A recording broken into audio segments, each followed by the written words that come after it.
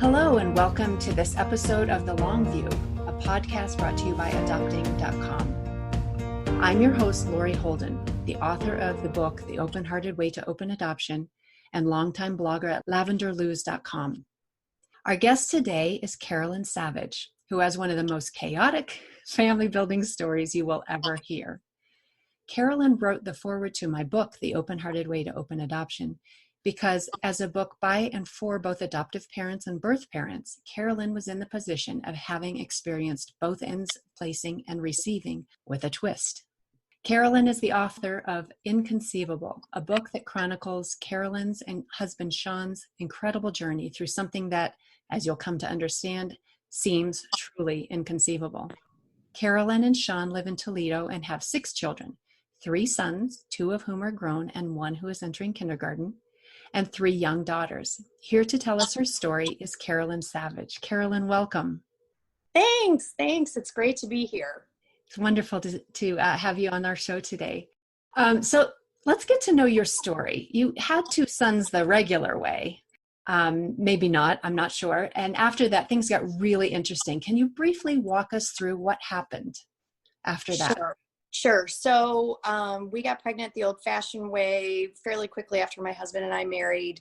I was 5 months pregnant on our first anniversary, but I had a pretty significant diagnosis of endometriosis. So we knew we needed to try right away, and we did, and it worked, and we were great. We were blessed. So our first son was born in 1994, and then we started trying right away for a second, and that took a little longer. But we just had an ovulation stim cycle with a reproductive endocrinologist that worked, had our second in 1997. And then, of course, we're like, okay, we have 2 boys, maybe we'll have another. And then we kind of hit our roadblock. We suffered with secondary infertility. It took us 11 years and an immense amount of ovulation stimulation cycles, IUIs. We eventually tried IVF and got our 3rd child in 2008. And that was our first IVF with this particular clinic. And as a result of that birth and that cycle, we had some frozen embryos. And at the time that my 3rd was born, I was 39, and I knew I was kind of pushing that 40 envelope. And I thought, well, Sean and I had made a commitment to give all of our embryos a shot. So we went ahead and started a frozen embryo transfer we did that in February of 2009. And I did get pregnant, but when they called to give us the good news, or what should have been good news, they informed me that they had made a mistake at the lab level and transferred the embryos of another couple. And that indeed I was pregnant, but I was not pregnant with my biological genetic child. I was pregnant with somebody else's baby. Oh my gosh, I just picture this balloon going up and getting popped in the same phone call. Exactly. Oh my gosh. So it was, I'm sure you can imagine, just a shell shock. When you go through IVF, you think, 2 results, yes, no, positive, negative, not positive, but. So we immediately decided that it was an opportunity to behave in a way that we would have wanted somebody to behave for us. So we knew this was somebody who had gone through IVF. We didn't know who it was. They didn't tell us anything. Just that this particular couple had embryos stored at the same lab that we did. And we made an immediate decision to kind of do what we would have wanted someone else to do for us if our baby had been inside of somebody else. And so immediately told the doctor that we would carry the baby to term, that we would not fight, that we wanted the child raised by his or her intended parents. Then we went through the long process of a very difficult pregnancy. And, with regards to that decision or that journey through that pregnancy, the easiest part of that was the decision to carry. What came after was just, it was a road not traveled. We didn't have anyone to call, say, hey, how did you do this? Or there were a few cases, but not with a similar fact pattern. We did deliver him. It was a little boy.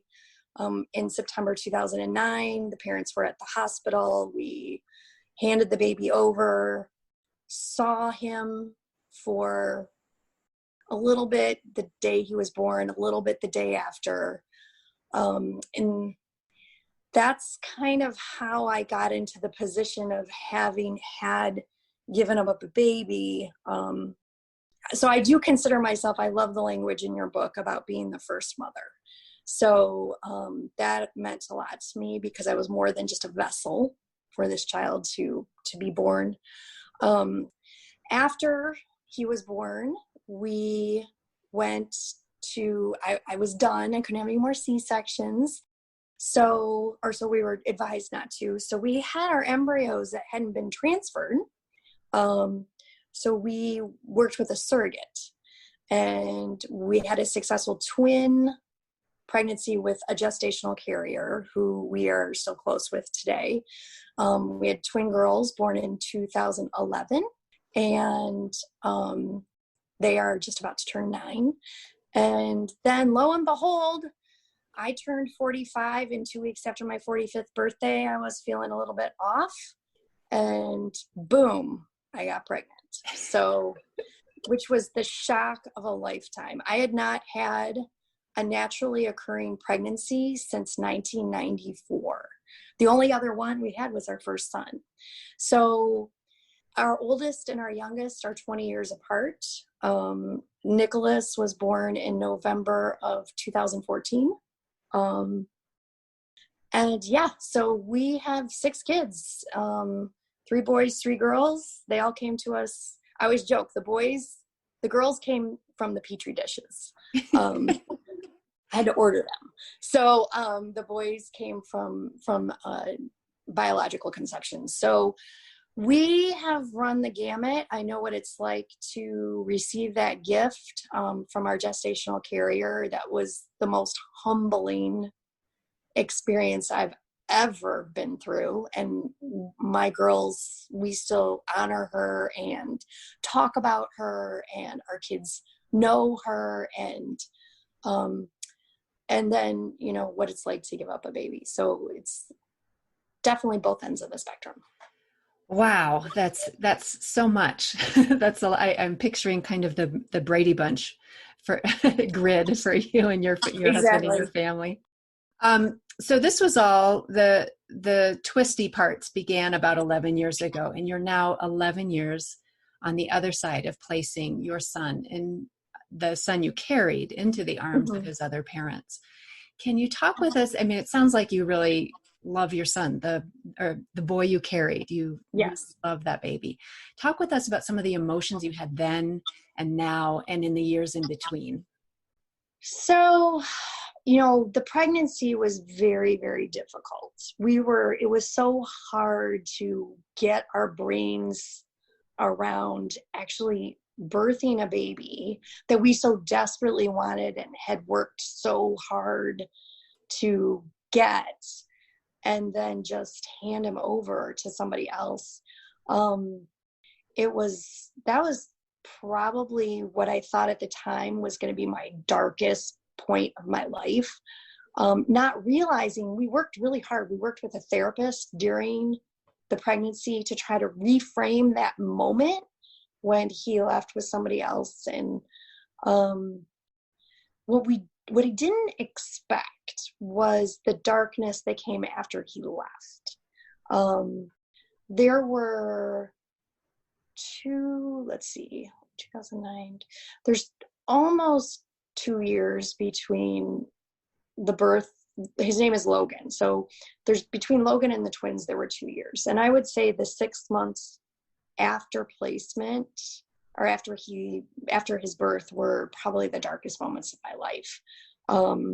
And I always say I'm very thankful for the 3 kids we had at the time, because I feel like they kind of saved my life. But there's not a day that goes by that I don't think of him. And it amazes me because every single day I think of him. And it's not just like, oh yeah, that happened. it's, oh, I wonder what he's doing. I wonder how he's doing. I wonder, like, if I see my kids doing something, you know, I have a daughter who's 12. They were 18 months apart. I often think, oh, I wonder if he's doing the same thing. Like, she's really into Harry Potter and Percy Jackson. She loves reading. I wonder if he likes to read. It's that kind of stuff. So you just have this kind of unknowing piece that over time you learn to live with. It's a lot like a loss. And so it never really goes away. You just kind of learn to like kind of weave it into the fabric of your daily life. So for those first years, there were a lot of tears. They would kind of sneak up on you or sneak up on me. I didn't know. That's gone now. That doesn't happen. There's a woman who was a therapist and an adoptee. Her name is Betty Jean Lifton, and she wrote about the ghost kingdom in adoption. And I know your world is not exactly adoption, but that sense that you're talking about of that ghost child that is not Right. at your table, and how birth parents often feel that, and sometimes adoptive parents often feel the biological child that is not at their table, and the adoptees are sometimes feeling the parents, the birth parents that are not at their table, and so this ghost kingdom that we're all trying to navigate in some different ways. So that's the revealing. It's revealing that you had such strong and enduring ties with Logan. Mm-hmm.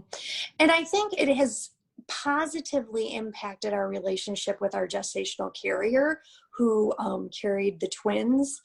I just treat her the way I would want to be treated. So it's kind of that do unto others. So, you know, she gets calls on holidays and Mother's Day, and the twins know her. Like she doesn't live near us. So it's not like we can just drop by and visit. We try to do a visit. At first we were doing them annually. I do follow her lead on that, whatever she's comfortable with. So, you know, our door is always open, and I know enough to know that I have to keep telling her that, like, because she may not feel like she can call and say, hey, I need a fix, or I need to come see them. So I'm constantly letting her know, do you want to come? But I don't want her to feel like we want her to, you know, it's a very, it's a very sensitive kind of fragile line that I try to be very respectful of boundaries there. But if you talk to my twins, and pretty much, well, if you talk to all my kids, so the 6 that we have, and even the 5-year-old, they know about Logan. They know about Jennifer, who is our gestational carrier. We've equipped them with developmentally appropriate words and storylines for that. Like, I don't think they know too much. But as they get older, the more gets revealed because they're able to understand more, and they understand with the exception of my 12-year-old who does, but the little ones don't even know about the birds and the bees. So it's very difficult for them to understand how any of this happened. But we've come up with a developmentally appropriate explanation that is truthful. You know, we just tell them doctors put babies in. One of the ways the baby can get on mommy's tummy is a doctor could put them there. And the doctor just made a mistake with Logan, put the wrong baby in my tummy. But we took care of him and then returned him, because of course we would do that. And then mommy's tummy was kind of broken. So we had to put our babies in Jennifer's, and she volunteered to do that for us. And they're like, oh, okay. To the point where, like, we went to Disney World 2 years ago, and I do not know what possessed my twins, but we were, you know how when you're deplaning, you're all stuck on the plane? They started telling their story to the people behind us. Like, I don't know, I don't remember, but I'm like, she's like, oh yeah.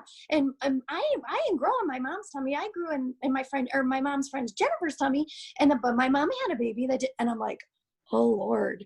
And the funny part is that, the woman who was hearing the conversation or was receiving this information looked at me and she goes, I think I know who you are. She had heard the story. Right. Oh, that is hilarious. But that's what we were advised to do. We were advised, and we sought that advice. It was such uncharted territory, and we wanted to make sure we handled it in a way that would cause the least amount of emotional trauma for our family. So we were advised to be as truthful as we could about, and just make it part of their stories and make it normal, just normalize it. As they get older, of course, they're going to recognize that what we went through wasn't normal. But right now there's no point in making it feel traumatic for them. And so, they talk about Jennifer.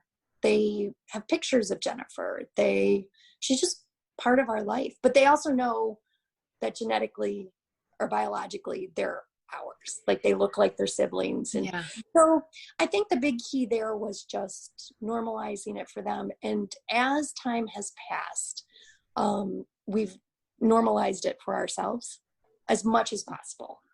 I love a couple of the pearls that you're dropping here. The first one that I just love is going into these relationships with the golden rule as your guiding star. Treat others the way you wish to be treated. And I think if adoptive parents can do that and understand what it's like on the birth mother side, on the birth father side, adoption can be a lot kinder and more compassionate. So I love that that's your guiding star. And the other one is that you are normalizing this with your kids. You're making it so that there's nothing you can't talk about. You've worked out your own stuff so that the kids don't stumble as they're kind of figuring out their own story. They don't have to stumble over your triggers and worry about what might go off if they touch something sensitive. You've just made it okay to talk about everything. Mm-hmm. Yeah, and that's what we were advised to do. And we obviously, it wasn't just easy, but I knew I'm a trained educator. I was a teacher. I was a principal of an elementary school. And I also always used to tell the parents of my students that kids are very resilient, but they will follow your lead. Mm-hmm. So if you treat something like it's taboo, a secret, or you cloak it in mystery, darkness, or shadow, that's what they're going to carry away. And they're going to take that on. So it doesn't mean that we didn't have behind the scenes very difficult moments or complicated emotions and feelings. We just did our best to parse that out and not lay it on our kids. And I do think, it's interesting. I always say that I want to be the kind of adult that when my children become adults, they'll be proud of me. So, because, we all have that moment where we stop seeing our parents as parents and we see them as the people that they really are. Mm-hmm. And so I'm not perfect, and I'm sure there'll be questions about why, I don't know, I allowed too many chicken nuggets or but like the big stuff, you want to get the big stuff right. So they're not coming back at you when they're 35, 40 and going, what, why did you put that on me as a kid? Because here's how it impacted me. So I think that's been our overall goal, is just, you got to be able to answer to that. And I think with regards to our twins, I didn't want them ever to come back to me and say, why didn't you let us know her? And I've always said she loves them. I mean, she doesn't love them the way I love them, but she loves them. And what's wrong with another loving nothing? You can't have enough adults in a child's life that love them. Mm. So that's just an added support person for them. And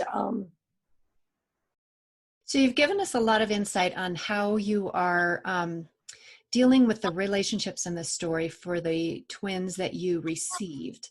Let's talk about the son you gave birth to and placed into another one, couple's arms. What's your relationship been like with them and with him over the last 11 years? Probably not as straightforward as we would have liked or could have predicted. One of the things Sean and I said over and over again that I wish I could take back, but take back sounds, I think, adjusted, is that we said we were going to give him to them with no strings attached, meaning we had no requirements. It was going to be completely up to them what they told him about us, and it's not that I didn't think they had that right. I just know now that I would be more at ease if I knew a little bit more. So we live in that ghost world a lot. And as time, over the first few years, as I think this is predictable too, it was a little bit more open. Things got really good when the twins were born, because I think his biological mom or second mom or intended parents had a lot of guilt. I mean, they understood what we were going through for them, and they dealt with a lot of guilt in that. And I think their guilt is a really common emotion in any of these triads. And when she found out about the twins, that made it easier. Like, okay, that'll fix it. But it didn't. I don't think it did in the way that she had hoped it would. We never really developed the kind of relationship where we could talk like that. So the first few years were good. We would see them kind of annually, sometimes maybe 2 times a year. But then we have not seen him. I think it'll be 7 years in October. So, and it just got down to birthday. I know in the state he lives, they start school the day after Labor Day. That's just their rule. So I always send her an email the night before the first day of school and ask for a first day of school picture. And I always said I would never ask for anything, but I think for my own sanity, I have to. I just need to know that he's okay and that he's happy. And of course, I have no way of truly knowing that. And I think that that's something that I work really hard to make Jennifer know, that the twins are well taken care of, that they have the ability to be in touch with her. There's an open line of communication. I think that makes her feel better. There's just this responsibility you feel towards a human being that you bring into the world. And in my case, I wasn't biologically related to that child, but or that person. But it doesn't matter. You still want to know. So if I could go back, I would say I would have required, maybe 6-month updates. The interesting piece of it is whenever I work out, whenever I reach out to them, she responds tenfold. She'll send me 20 pictures and huge updates, but I always have to ask. And so, and it's not a comfortable thing having to ask. That makes sense. So Logan is going to be heading into adolescence soon. I'm assuming, if not already. I don't know when exactly it happens for everybody, but as he becomes a teenager and a young adult, what are some of the concerns you have about him building his story, his narrative, his identity, that core work we do in our teen years? So, that's an interesting question.